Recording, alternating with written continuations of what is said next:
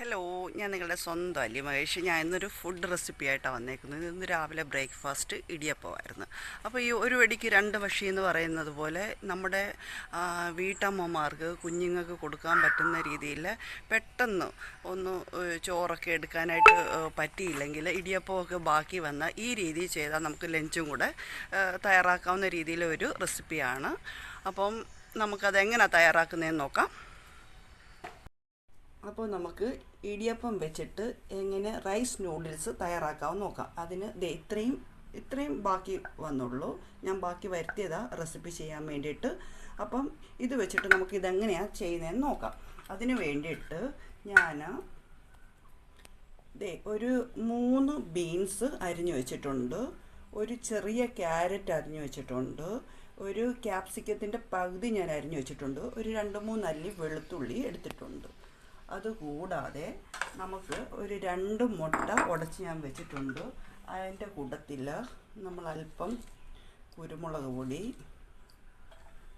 ആവശ്യത്തിനുള്ള ഉപ്പും കൂടി ചേർത്ത് നമുക്കിതൊന്ന്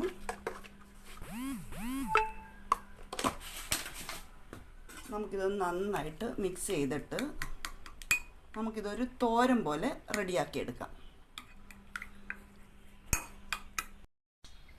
അപ്പോൾ നമ്മൾ മുട്ട ചിക്കിയ പാത്രത്തിലേക്ക് തന്നെ നമ്മൾ അല്പം എണ്ണ ഒഴിച്ചു കൊടുക്കുന്നുണ്ട്. എണ്ണ ഒന്ന് ചൂടായിട്ട് നമുക്ക് വെളുത്തുള്ളി ആദ്യം ഇട്ട് കൊടുത്ത് ഒന്ന് മൂപ്പിക്കാം.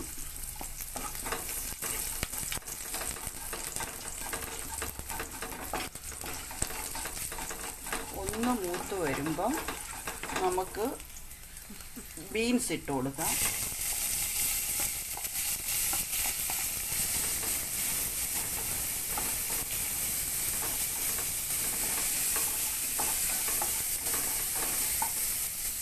ഇനി നമുക്ക് ക്യാപ്സിക്കം ഇട്ട് കൊടുക്കാം.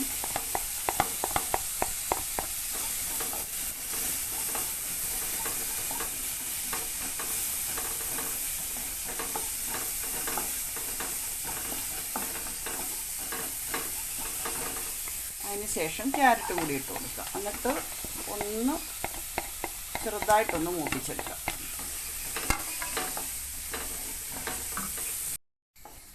നമ്മുടെ ഈ ഒരു പരുവം മതി. അതിൻ്റെ പച്ചയൊക്കെ ഒന്ന് വിടുന്നിടം വരെ ഒന്ന് മൂപ്പിച്ചാൽ മതി. ഇതിലേക്ക് നമുക്ക് ആവശ്യത്തിനുള്ള ഉപ്പ്,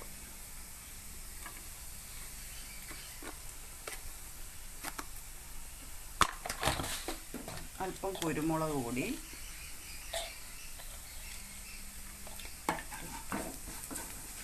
ഒന്ന് ഇളക്കി കൊടുത്തതിനൊക്കെ ശേഷം നമ്മൾ ഇതിലേക്ക്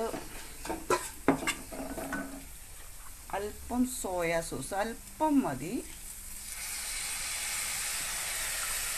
സോയാ സോസ് ചേർക്കുന്നുണ്ട്. അല്പം ടൊമാറ്റോ സോസും കൂടി ചേർക്കുന്നുണ്ട്. അല്പം മതി, ഒരുപാട് വേണ്ട. ഇതൊക്കെ ഇപ്പോൾ എല്ലാവരുടെയും വീടുകളിലെ സ്റ്റോക്കാണ്. പല ഫ്ലേവറുകളിലെ സോസുകൾ എല്ലാവരുടെയും വീടുകളിൽ ഇരിക്കുന്നത്. അപ്പോൾ ഇതൊക്കെ തയ്യാറാക്കാനായിട്ട് വലിയ ബുദ്ധിമുട്ടുണ്ടാവത്തില്ല. അതിനുശേഷം നമ്മൾ മുട്ട നമ്മൾ ചിക്കി വെച്ചത് അതും കൂടി നമ്മൾ ഇതിലേക്ക് ഇട്ട് കൊടുക്കുന്നുണ്ട്.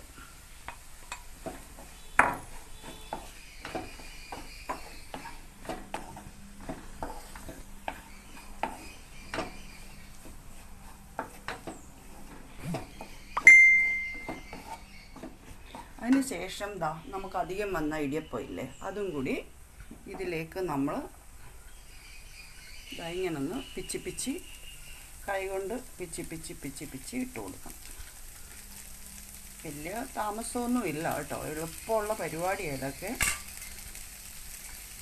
ഈ പറഞ്ഞ പോലെ ജോലിക്ക് പോകുന്നവരാണെങ്കിലും എല്ലാവർക്കും ഒന്ന് ലഞ്ചൊക്കെ ഒന്ന് താമസിച്ചാൽ അതല്ല, എളുപ്പത്തിനൊന്ന് ചെയ്ത് പോകണമെന്ന് വിചാരിച്ചാൽ ഇങ്ങനെയൊക്കെ ചെയ്ത് കുട്ടികൾക്കും കൊടുക്കാം, വലിയവർക്കും കൊണ്ടുപോകാം.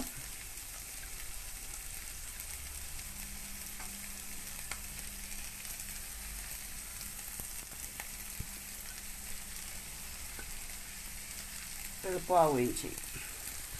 ഇതുപോലൊന്ന് പിച്ചിട്ട് കൊടുത്തിട്ട് നമുക്കൊന്ന് ഇളക്കി കൊടുക്കാം.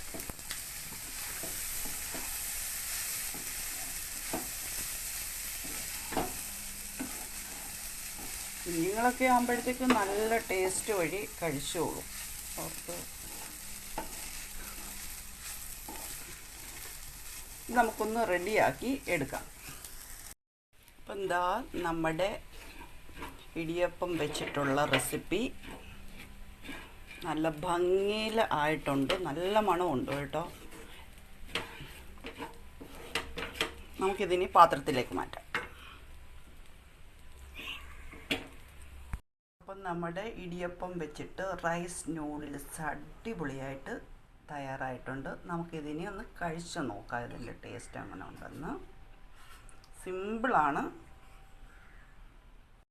അപ്പോൾ എന്താ നമുക്കിതൊന്ന് കഴിച്ച് നോക്കാം. നല്ല രസമുണ്ട് കേട്ടോ. കഴിച്ചും കൂടെ നോക്കാം എങ്ങനെ ഉണ്ടെന്ന്.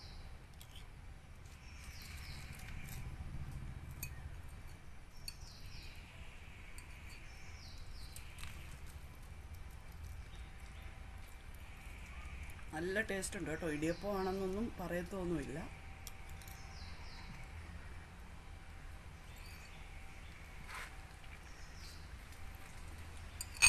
സൂപ്പർ ടേസ്റ്റാണ്. പുറത്തെ ഫുഡൊക്കെ കഴിക്കണമെന്ന് തോന്നിയാൽ, ഇതുപോലെ ഫുഡ് കഴിക്കണമെന്ന് തോന്നിയാൽ വീട്ടിലൊക്കെ തന്നെ നമുക്ക് ചെയ്യാവുന്നതേ ഉള്ളൂ. ചെയ്ത് കഴിഞ്ഞിട്ട് ഇതുപോലെ പുറത്ത് വന്ന് നിന്ന് കഴിച്ചാൽ പുറത്തെ ഫുഡാവും.